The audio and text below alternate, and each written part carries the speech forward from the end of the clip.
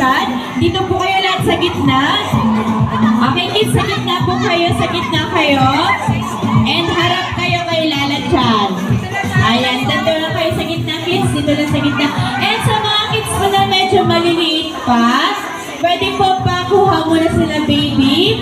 At baka po sila madaganan. Kasi ang sports games natin ngayon ay hindi pa pwede sa kanila. Ayan. So later, kids, sa mga toddler po, later po mga mamis, may chance po sila magka-picture kay Lala Chan.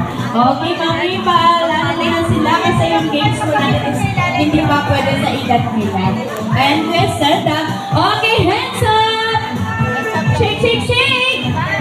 Okay, jump! Jump, jump, jump! Okay, hands down!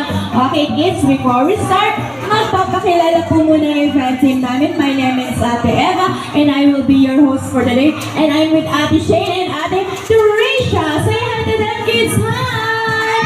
And of course, our very own, our 5-year-old pink squirrel from Japan, si Lala Chan!